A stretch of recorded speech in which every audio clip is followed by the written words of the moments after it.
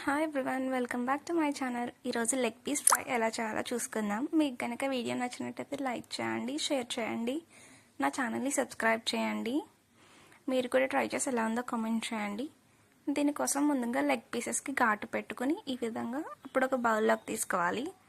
తర్వాత ఒక half spoon పసుపును వేసుకోవాలి, ఒక స్పూన్ కారం, రుచికి తగినంత ఉప్పు,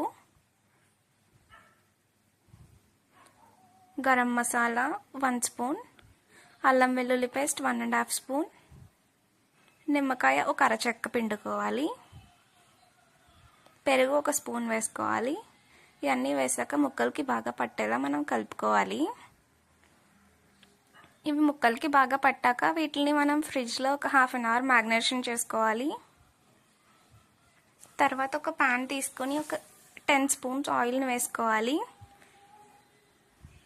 మేము డీప్ ఫ్రై చేసుకోము, ఇలాగే ఫ్రై చేసుకొని తింటాము. ఇలా కూడా చాలా బాగుంటుంది ఫ్రై.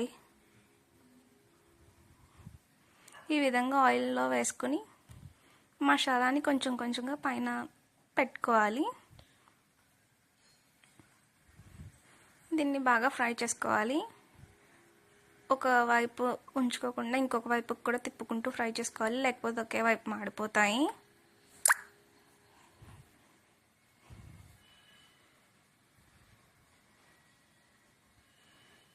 ఈ విధంగా బాగా ఫ్రై చేసుకుంటే చాలా టేస్టీ అయిన చికెన్ ఫ్రై రెడీ అయిపోతుంది, లెగ్ పీస్ ఫ్రై.